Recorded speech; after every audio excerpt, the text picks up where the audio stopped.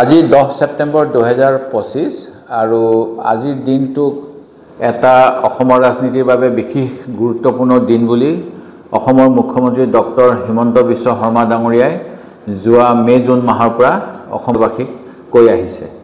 কাৰণ তেখেতে কৈছিল যে 10 সেপ্টেম্বৰৰ দিনা অতি ভয়ংকৰ তথ্য উন্মোচন হ'ব আৰু কংগ্ৰেছ দলৰ নাক উলিয়াবলৈ ঠাই নাথাকিব।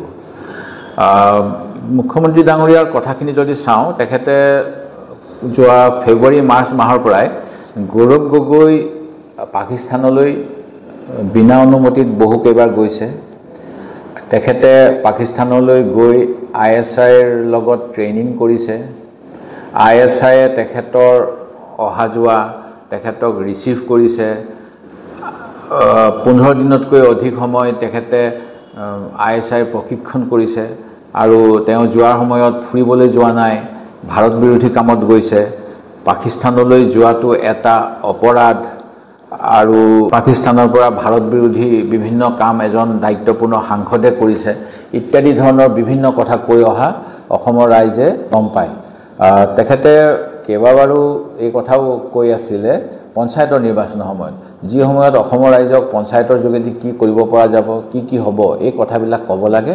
সেইখিনি সময়ত ৰাজনৈতিক বা কি কাৰণবশত মই নাজানো, তেখেতে ৰাইজৰ সমস্যাবিলাকৰ বিপৰীতে নিৰ্বাচনী সভাসমূহত গৌৰৱ গগৈ পাকিস্তানৰ এজেণ্ট, কংগ্ৰেছৰ নেতা পাকিস্তানৰ লগত যোগাযোগত আছে ইত্যাদি বিভিন্ন ধৰণৰ মন্তব্য প্ৰকাশ কৰি আহিছিল।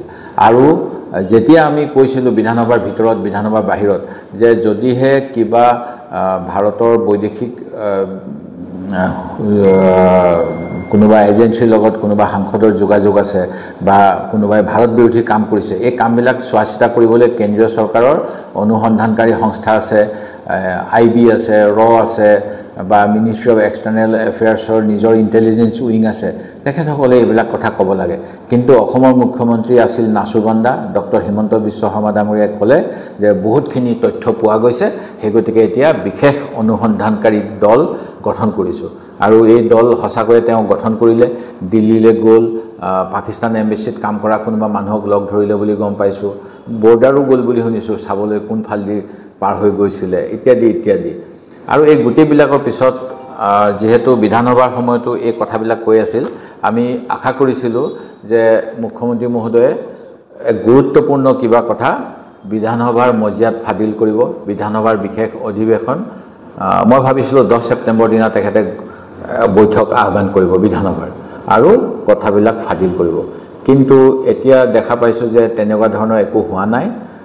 মুখ্যমন্ত্ৰী মহোদয়ক মই কি কৰিব বিচাৰিছে নাজানো। যদিহে তেখেতে নিজৰ ৰাজনৈতিক দলৰ লাভালাভৰ বাবে কংগ্ৰেছ দলৰ নেতাসকলক এনেকৈ বদনাম কৰাৰ এটা ব্যৱস্থা কৰিছিল, মই ভাবোঁ আজি তেখেতে অসমবাসীৰ ওচৰত ক্ষমা খোজা উচিত যে মই নিজৰ দলৰ বাবেহে এনেকৈ কংগ্ৰেছৰ নেতাসকলক বদনাম কৰিছিলোঁ।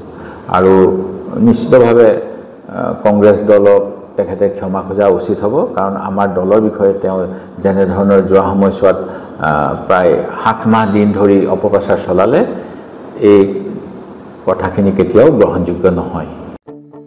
আপোনাৰ সপোনৰ ঘৰখন কেনে হ'ব? আপোনাৰ সন্তান আৰু আপোনজনৰ সৈতে কেনেদৰে কটাব আপোনাৰ আজৰি সময়? এই সকলোবোৰ সমস্যাৰ সমাধান লৈ শুভম গ্ৰুপে আপোনাৰ বাবে লৈ আনিছে আপোনাৰ সপোনৰ ঘৰখন।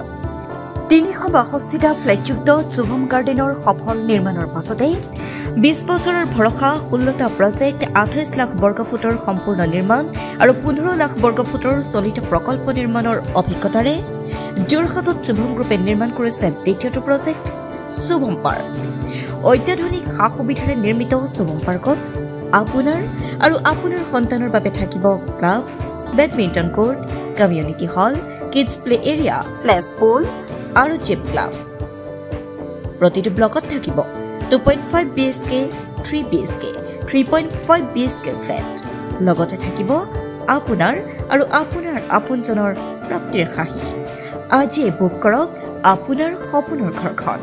যোগাযোগ কৰক 6003301010 নম্বৰত।